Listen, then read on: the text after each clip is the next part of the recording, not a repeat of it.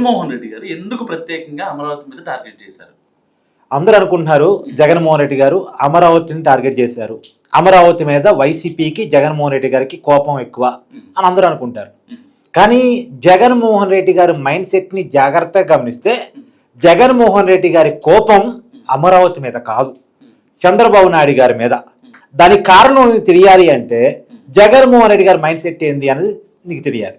తనకంటే బాగా పర్ఫార్మెన్స్ చూపించే వాళ్ళు, తనకంటే బాగా మాట్లాడే వాళ్ళు, తనకంటే బాగా పనిచేసే వాళ్ళంటే జగన్మోహన్ రెడ్డి గారికి నచ్చదు. చంద్రబాబు గారి విషయంలో జగన్మోహన్ రెడ్డి గారి జలసి ఏంటి, కోపం ఏంటి అంటే జగన్మోహన్ రెడ్డి గారికి ఒక రాజధాని కట్టడం లేదా ఒక అభివృద్ధి పని చేయటము అది ఆయనకి రాని విద్య.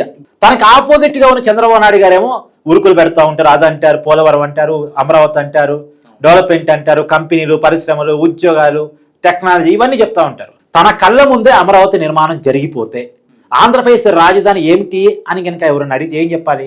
అమరావతి అని చెప్పాలి. రేపొద్దున టీడీపీ పోయి వైసీపీ అధికారంలో రావచ్చు, చంద్రబాబు నాయుడు గారు పోయి మళ్ళీ జగన్మోహన్ రెడ్డి గారి చేతికి అధికారం రావచ్చు. జగన్మోహన్ రెడ్డి గారు అధికారంలో ఉన్నా సరే ఆంధ్రప్రదేశ్ రాజధాని అంటే ఏమని చెప్తారు? అమరావతిని ఎవరు కట్టారంటే ఎవరు చెప్తారు?